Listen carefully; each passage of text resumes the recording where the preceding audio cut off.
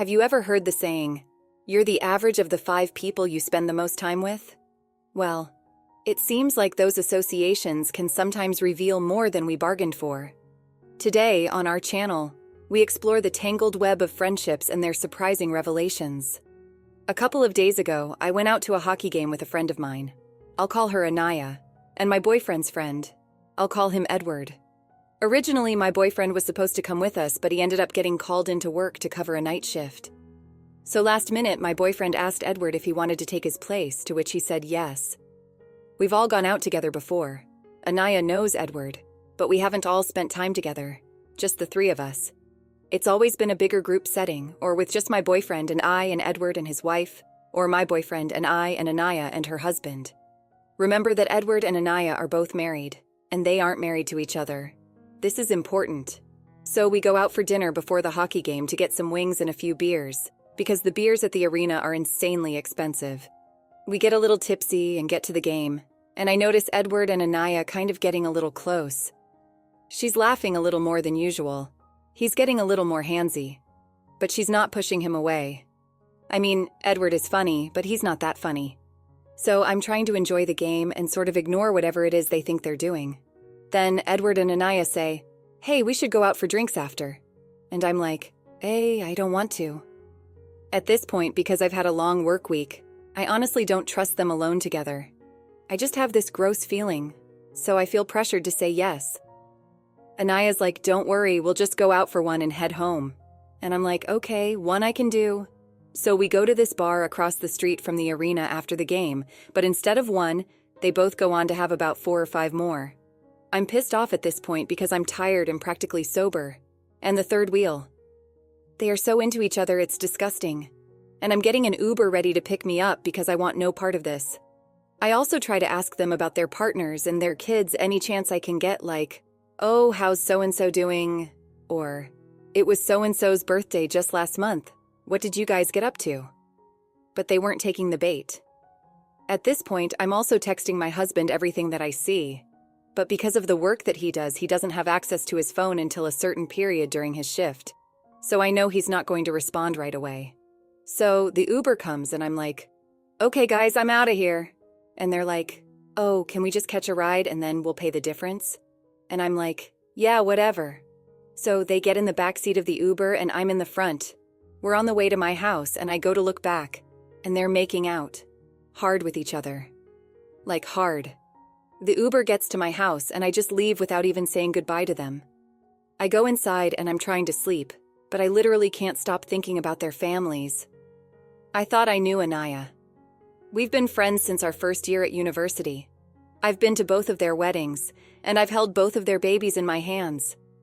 I got her a job with my dad at his company, and she's the graphic designer there. I cannot believe that they've both done this. I'm regretting the fact that I call them both friends. They always say that you're a part of the company you keep around you, and now I'm second-guessing our friendship. It's about 3 a.m. when my phone goes off, and because I'm a light sleeper, I check out my phone and see that my husband has finally responded to all of my messages. He's just as repulsed as I am. He apologizes to his buddy Edward, and he's like, "I can't believe that they did that right in front of you." And I'm like, "Yeah, but like, could you imagine if I wasn't there? Like, why would they be so into each other with someone who knows their family so well?" And he's like, "Yeah, that is weird." And then I'm like, "Should I tell their partners?" And he's like, "No, you should stay out of it. You don't want to get wrapped up in stuff like that." And I'm like, "What? I'd want to know if you were cheating on me like that. Wouldn't you want to know?" And he's like, "Sometimes ignorance is bliss." And I'm like, HM, okay, I'll see you when you get home. That whole conversation didn't sit well with me. Ignorance is bliss. What the F does that mean? So I try to bury the fact that my husband just said that and try to get some shut-eye. Then the morning comes and my husband gets in early and he's tired and crawls into bed. I'm like telling him that what I saw shook me up. And he's like, "Yeah, that's awful. I can't even imagine." I'm like, "Yeah, I don't think I can just sit on this. I feel like I have to say something. It's just weighing so heavy on me." And he's like, "Stay out of it. It's none of our business." And I'm like, how is it none of my business when they just did that right in front of me? And then he turns to me and we're laying in bed and his voice gets all stern and he's like, Anaya and Edward have been seeing each other for the last 7 months, and Edward swore me to secrecy to not tell anyone. He asked me if you were cool with it, and I said yes. So if you say something to their partners, it means I lied to them. And I'm like, why the F would you say something like that and put words in my mouth? Why would you think that's ever okay? And he's like, Edward is like a brother to me. I've known him since grade school. He's not happy with his wife. He hates his life. Just let him have this. And I'm like, what on earth is going on? So now I'm out of bed and I'm standing there thinking that I don't know any of these people. I look at him laying there in our bed and I'm like, you may be cool with it, but I'm most definitely not cool with this. So if you still want to be cool with me, you need to make this right. And you need to tell Edward and Anaya that they need to get their crap together and come clean with everyone. Or decide to leave their spouses if they're so dang unhappy. And then I get up and go to our little son and go downstairs to make us breakfast. My husband doesn't say anything else. He doesn't come downstairs, he just goes back to sleep. I'm trying to enjoy some playtime with our son, but in my head I'm like, how did all of this just unfold like this? How could Anaya do this to me? Not that she owed me anything, but I feel like I put my neck out there and got her hired with my dad's company when she couldn't find a job elsewhere. The industry was saturated at the time. I don't like pulling the "my dad owns a company" card. I don't like being that person, but she practically begged me to help her out because at the time, her husband had been laid off and wasn't working. She had just finished school and they had a 1-year-old. And yeah, I just felt bad. And she was a friend, so I couldn't let them suffer like that. I would have wanted someone to help me if they were able. So I ended up texting Anaya around lunchtime, and I asked if she got home okay, and she said, yes, thank you for such a great night. I hope you had fun. And I was like, dude, what was that with Edward? And then I see her typing something out. But then she stops typing, and I sort of wait for her to say something, and then I get nothing. Then, about a half hour later, she calls me, and she's like, hey, I thought you were cool with all of this. Edward said that Greg, my husband, told you. I'm like, no, he didn't. And I'm not cool with this. How could you do this to Dylan, her husband? She's like, everyone has their secrets, Op. Don't pretend like you don't have any. And I'm like, what the F is that supposed to mean? And she's like, there's a lot you don't know.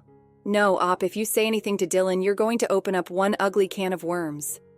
And then I'm like, Anaya, what the F? And she's like, for real, mind your own business. I thought you were cool. I thought we were friends. Now I know who my true friends are. And she hangs up on me. I'm standing in my kitchen like, what the F did that just happen? Also, she has no idea who she's messing with. And I text her and I'm like, you seem to forget who had your back when you were at your lowest. But if you want to go there, we can. Okay. So then I go upstairs and wake up Greg and tell him the conversation that I just had with Anaya. I'm like, what the F does she mean by this? And he gets sort of grumpy and mad at me for waking him up. And he's like, why are we even having this conversation right now? I told you to leave it alone, and now you've just pissed her off. And then he looks at his phone and sees that both Edward and Anaya have left voicemails and text messages, and he's like, great, they're probably both livid. And then he gets up and he's like, dang it, Op, why couldn't you have just left it alone? And I said, because it's the right thing to do. If she's lying to me about this, then what else could she be lying and hiding from me? And he's like, just leave it to me. I'll give them a call and calm them down. And I'm like, we shouldn't even be having anything to do with these people. And he's like, these people are our friends. And I'm like, how can we associate with people who do this to their loved ones and make us lie for them and hide the truth from people? And he goes, I'll talk to them, both of them, and get this all taken care of. Just don't talk to either of them anymore and stay out of it. Am I overreacting? Should I tell their spouses? What should I do? Seriously, who does that kind of stuff right under the nose of someone who knows their significant others, their families, their deepest secrets? It's like they were daring you to call them out on their BS. Or maybe they were just banking on your silence. But hey, looks like they underestimated your moral compass. It's like they were living in their little bubble of delusion, forgetting that the real world has consequences. And as for Anaya, talk about biting the hand that feeds you and your husband. Well, he's got some explaining to do. Keeping secrets about secret affairs, HM? That's a red flag. You have a choice to make. Do you unleash the drama bomb and tell their partners? Or do you sip your tea and watch the chaos unfold from the sidelines? I mean, like you said, You'd want someone to tell you if your husband was cheating. Update. Hi, I'm back. Not too long after my first post, I have no contact with both Edward and Anaya. I delete them both off social media, and I tell Greg to not have anything to do with them, and he says sure at first. But then legit, a week later he says he's going out for beers at the local pub here with some buddies to watch the game. I'm like, okay, who's gonna be there? And he names awesome guys, and then also mentions Edward. I'm like, okay, well, we already agreed that you weren't going to see Edward again. And he goes, how am I going to stop seeing him when we have mutual friends that we've both grown up with? And I'm like, I don't know, tell the truth and out him to everyone. And he's like, most of the guys know. They just don't have an issue with it like you do. And I'm like, wow, don't bother coming home tonight. And then we get in a big fight, and he packs an overnight bag and leaves. Well, he texts me about 2 hours later, and he apologizes and tells me that he realizes just how bad Edward is, and he doesn't want something like this getting in the way of our relationship. So I'm just about to apologize too. But I'm also on Snapchat, and I go on to the location settings. I see that Greg is still sharing his location, and it's life. But it's not at the local pub. It's at Edward's house. Then I call Greg, and he doesn't pick up, and he says, sorry, hun, it's really loud in here with the game. I'm like, I know you're at Edward's. And then he calls me, but I don't answer. Then I text him and tell him that he can stay at Edward's and tell him he's no better than his cheating butt. So that's where we're at. It's like the drama just keeps on coming, huh? It's a tough spot to be in, dealing with someone you care about who's tangled up with someone you've made clear you want nothing to do with, and then finding out they're not where they said they'd be. That's a whole other level of betrayal. It's natural to feel hurt and betrayed in a situation like this. And it's okay to take the time you need to process everything and figure out what's best for you. Trust is a fragile thing, and it's not something that can be easily rebuilt after it's been broken. Just remember you deserve honesty, respect, and loyalty in your relationships, and it's okay to demand those things from people you care about. Update 2. I'm back. Greg is still at Edward's. I can see his location is still there. It had only been 2 days, but the weird thing was that Greg hasn't tried to reach out to me after that text I sent him. You're no better than Edward's cheating butt. He hasn't even tried to call me. So naturally, this enraged me. I was so pissed off that I hadn't heard from him, and that he hadn't even attempted to try to fix things that I ended up texting Anaya's husband and telling him everything. He texted me back right away and said, "Thank you, Op." And that was sort of it. But then that same night, I get a text from Anaya, and it's simply a screenshot of him talking to her husband and Edward in a group chat. And they're talking explicitly with each other about what they plan on doing to Anaya, and this was dated 4 months ago. I dropped my phone. Then more screenshots come through, and it's the same sort of thing, but 2 months ago, and then more that happened just recently. Then she sends me a text and says, "Now I'm spilling his secrets, witch." So I effing saved all those screenshots and sent them to him, and told him we are over. So effing over. I knew it was fishy of him to defend them like that, and to try to take care of it and stay out of it. What a cheating, lying butt, son of a witch. Then he tries calling me, but I'm already on the phone with my mom and dad, and I'm telling them what happened, and my dad's like, I know exactly what to do. So, within the coming weeks, he starts an investigation with Anaya, and gets her written up for things that she's been effing up at work. She's also been lying on her timesheets, so that's huge. People have been saying that they're having problems with her for quite some time. But he didn't want to say anything to me because he thought we were best friends. So for quite some time, he's been protecting her at work too. But now I'm like, no, Dad. Kick that witch to the curb. He also gave me the name of a client friend of his who's a lawyer, and we're starting the process with that now.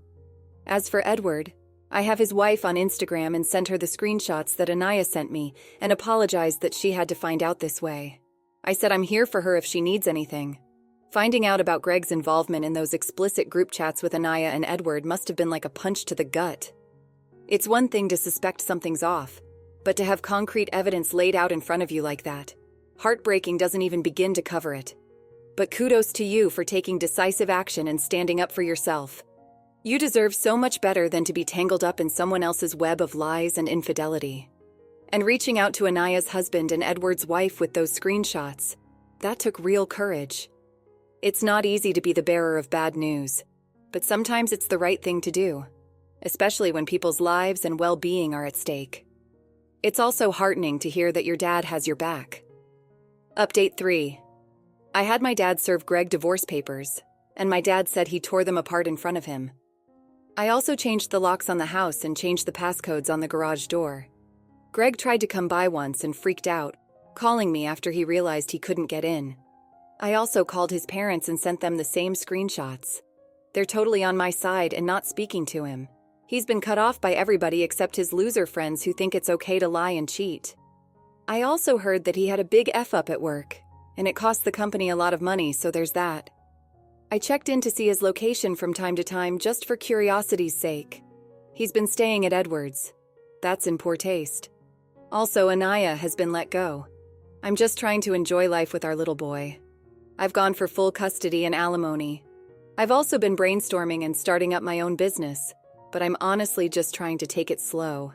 I'm just trying to get as much cuddle time in with my son as I can and get through all of this and just do my own thing and hang around people that want to do good and be good. Deciding to serve Greg with divorce papers and take control of your home environment shows that you're not willing to settle for anything less than what you deserve. Cutting off toxic relationships, even when they involve people you once cared about deeply, takes courage. It's never easy to let go of someone who is such a significant part of your life, but sometimes it's necessary for your well-being and happiness. I'm glad to hear that you have the support of your family and that you're focusing on what truly matters: your son and your peace of mind. What do you make of this? What would you have done in this situation? And thank you for joining us today on our channel. Be sure to like and subscribe and hit that notification bell so you don't miss out on our next video. See you soon.